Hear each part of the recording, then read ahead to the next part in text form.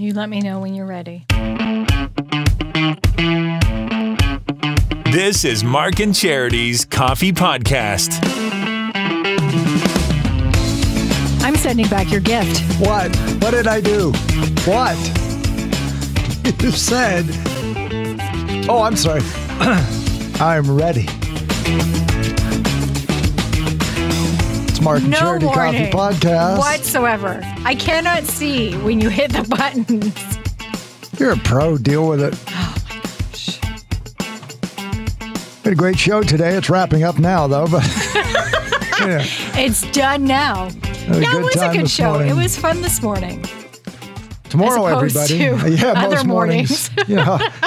Yeah, today was fun. It kind of snuck up on us. We had no notice that today would be fun. It just kind of happened. You hope. You come in, and there's always the hope. I'm having a root canal tomorrow. So we have so you today, won't be here the rest of the week. We have tomorrow. And Charity has convinced herself, for whatever reason, that it's 1912 and that I won't be back for the rest of the week. I will be fine by 3 hours afterwards. We'll see. Okay. I mean, I would love to milk it, and I can't come in. It's not about milking it. I just think that we've had this conversation before. I know that unless you're on your deathbed, you will be here. I get that. Yep. You don't take sick days. You're not, and it's not about milking, but even when you had COVID at the beginning there, which we both believe you had, you were one of the first guinea pigs, kind of, with some mystery illness. I actually had to send you home because you still tried to come to work. Yeah. I just don't want you to feel like you have to come in. And dental work, because of what we do, it'd be different if you were just working in an office. But this isn't just an office. You need to use your mouth in order to do your job. Like that's your job, is speaking. So if there's something, if you're getting dental work done, there's always the chance that there could be some impediment, an impediment of some sort. Yeah, but don't you think it'd be funnier if I was in pain with an impediment? It depends. If you were, it would be a great gag all morning. I could just pretend, and I'll operate the board. It'll be great. I get what you're saying, Charity, Mark. It'll be fine. I get what you're saying. I'll be fine. There is that side of it I see that could be quite entertaining and funny, and then there's the other side where I want to punch you in the mouth, and you can't. And I can't because you're already in pain, and you've already had my something happen there. My excellent wife is a dental hygienist and assured me that you'll be here tomorrow or Thursday. Yeah, but I mentioned to her that you thought I wouldn't be, and she poo-pooed that. I wouldn't hold anything against you if you were. It's dental. Like Jimmy took off a week. Not quite, but yeah, he had wisdom teeth though, and I had wisdom teeth. That was a few days. Yeah, it is. But this one, So she assures you that it'll just be easy peasy in and out. Yep. Are you nervous at all? Not the least bit. I'm going to come strolling in there like it's a tanning salon. Hi, everybody. I'm here for my Maybe I should get Kathy canal to talk to Ben. Yeah. Because the poor kid, we've been for a couple of consultations now, and he's going to need some dental work, as many kids do. Right. Yep. So this is the early stages. But now every time we go in, the fear on his face. Is today the day? Is today what are they going to? I'm like, honestly, it's just x-rays. Like, you're fine. It's not going to happen today. You're not, like, he's so nervous about it. And I don't know how to help him through that. It's the unknown. It is. Think, for kids, absolutely. Clearly. Yeah. Absolutely. Because there's nothing better to a boy than a broken arm with a cast. What a great, I'm a hero. And I got a cast. Yeah, it hurt, but look at it's something in your mouth. You can't see it. Like, it's not a badge of honor. It's like, ow. Okay. But, I'm good. All right. Yeah. I help Cass study. I feel practically like I'm a dentist. I really feel. Like, I know which tooth it is. I know it by number. I'll probably point that out to the dentist so that he's aware. So they make sure they know that you're on the same page. Exactly. Gotcha. Okay. And if there's anything I can do to help as the patient, by all means. Me. I think that's what they always say. Yeah, usually it's, open, but be quiet. But that's when they talk to you. That's what I don't understand. What I don't understand about going to the dentist. They wait until you're in the chair and you've got some apparatus in your mouth, holding your mouth open, or they're drilling, or they're doing their thing. Yeah. And they're talking to you. And not just, Yeah, it's really cold out there today, and telling them about themselves, they're asking you questions that you can't respond to. So you how's can't your Christmas answer shopping them. going? Okay. That never happens. And you know why? Because forever, my wife was my dental hygienist and never spoke to me. She's got a job to do. I was her catch-up patient. If she was falling behind, all the niceties go out the way. She's a total pro, but she doesn't have to. It's just sit there and let me get this done. Let me just get so I can catch up. But I mean, she did a fabulous job. Look at my teeth. I'm incredibly handsome. Yes. And I owe it all to her. Yes. I owe it all to her. Yeah. So anyway, that's going on tomorrow. Do you know how many times I've almost choked trying to talk to them? It's really? ridiculous. Just trying to be polite? Sorry. I'm really, just put a finger up like one thing. Like when I'm done, I'll tell you the answer. Maybe I need to learn ALS or ASL. What is it? The sign language. American ASL? Sign Language, ASL. Mm-hmm. Yeah. I should learn that. That should be my next hobby. You're right. I should. Because Sam. I have always wanted to learn. I know the alphabet. Okay. Yeah. Not that good. I know the alphabet and I can say, how are you? And that's the extent. I've always thought that would be a fantastic language to know. Yeah. What a skill. And to learn. Oh, what my an incredible skill. You want to talk about helping people in dire need. If you were somewhere at a mall or something and somebody who only could communicate through ASL were in some sort of peril or frustration or whatever, and the fact that nobody understood if you could step in, that's when you could really help. So you take that angle of it, which is amazing and incredible. Yes, I look at it as being just a beautiful language. Oh, I think in terms of being a life-saving skill to have. See, for me, it's the aesthetic. You think it's life-saving. No, for me, it's like, I just think it's a beautiful language. It's the defibrillator of communication, the ability that few people have to be able to do that. But when it comes down to it, I'd like to believe that we all, the barriers drop. In that situation, you'd be able to communicate, yes. Yeah, find a way. But your intentions are good. As I said, it's like, well, French to me isn't overly pretty, but it's just that beauty of another Italian. It's just a beautiful language. And I've always thought that of ASL too. Well, I speak Spanish. Do you? Antonio Banderas. See that? That's the extent of my Spanish. That's your Spanish. Antonio Banderas. He's probably not. Can you roll Spanish. your R's? Because that's I could never learn Spanish because I can't roll my R's. Banderas. Antonio. I can't See how sexy that is? So this morning on the show, and this is very near and dear to my heart because here's something that most listeners don't know, is I've completed my book. I've written a book. And I'm in the editing stage. Charity's so sick and tired of hearing this. And I am working on 2 Hallmark Christmas movie books / what do you call them? Movie treatments. What do you call those? I don't know what you call them. What do you call them? What do you call those? Scripts? Yeah. Anyway, screenplays. That's what they call it. Screenplays. Okay. And I started writing one on the weekend because I wanted to get away from my book for a while. So now I'm working on this. So out comes the 2022 yearly Hallmark Christmas movie plot generator. Yes. That is the best. I love this thing. Now, Jimmy Hollywood, unsurprisingly, being an old guy. I don't think it has anything to do with his age. I think it has to do with his geographical location. Being out in California? I think he's just... North of Cranky? I think he lives in his bubble. Okay. And I don't... to be fair... Well, he lives in Hollywood, and these make a lot of money. They do make a lot of money, but I think... we're very in touch with it, and I don't know why, but I think because of his other markets maybe too, that can have an effect on him. He does talk about that. Because, and I think the states are different than us. Yeah, clearly. But to your point about being Hollywood, he said, you're in a restaurant, and an up-and-coming TV person walks in, and there might be a ripple in the room. And then a TV star walks in, Ray Romano, for example, takes everybody's notice until Meryl Streep walks in. Movie star. So, there's like movie stars. So I think in his mind, Hallmark movie actors and actresses are like, if you're in those. So I think he equates, I don't think he looks at it as the enjoyment people get at the holidays watching them versus the people who film them and where they fit in the lexicon of Hollywood. I think more than once he's been incorrect on what on the pulse of Oh, yes. moviegoers. Yeah, true.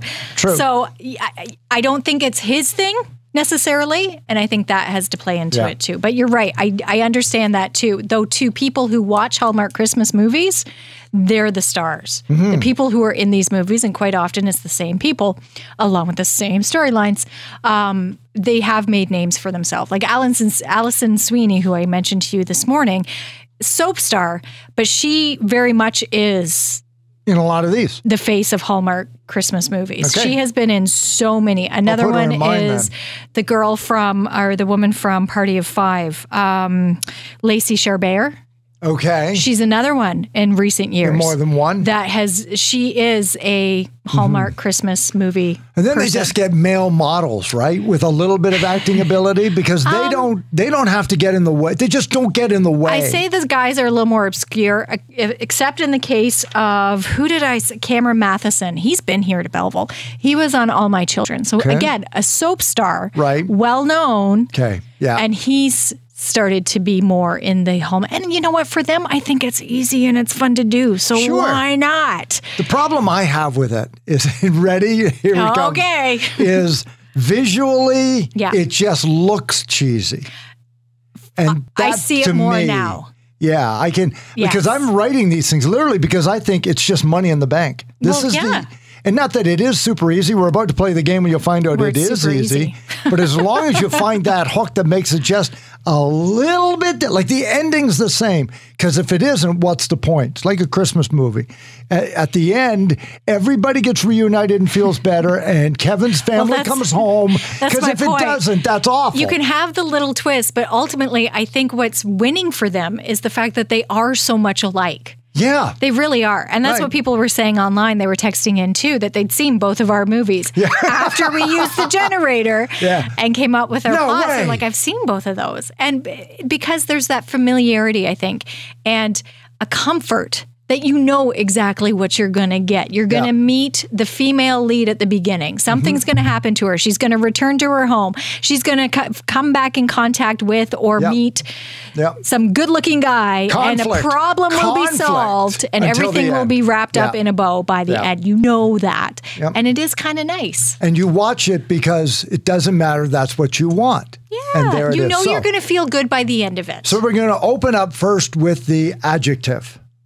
So from this, when we went through mine, I was big city. You were recently single. I was recently single. There are 5 here. Yeah, it describes the main character, who they are. You're from the big city. I'm recently single. Then the job, I was a big city baker. I was a writer. So you were a recently single writer. So there's... Because my work came in, you know what? It affected my relationships. Right. So we are. It took priority over everything else in my life. After that, returns to her small town at Christmas time. And that happens all the time. That's in every And for movie. me, I'm the male lead, so we'll do that. Then what happens? What is the plot vehicle? What's the problem? Mine was to save the family business. So think about it. He was this big city baker who clearly left home because he didn't want to be in a small family bakery. He wanted to strike it big in the big city bakery. Now forced to return home at Christmas time. To save the family business. To save the family business. Nothing to do with. Wanted nothing to do with it. Breaks my heart, but that's the true story. What happened to you? I was recently single because the guy couldn't handle my awesomeness. My awesomeness and my profession and the fact that my writing is important to me. So as a writer, I returned home because I also inherited something. You inherited. So I am suffering a loss as well. Not only am I recently single, but now I have suffered a loss. A long-lost relative has passed away and left me an inheritance that now I have to deal with returning to my home at Christmas time. Both of us magically fall in love. Well, yeah, there's always someone around. And mine was a girl and her dog.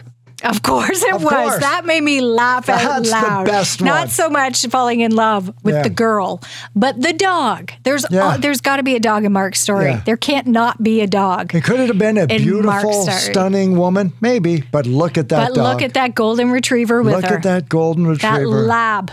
Oh, and my movie's going to be called Snowflakes and Cookies because I'm a baker. That's my movie.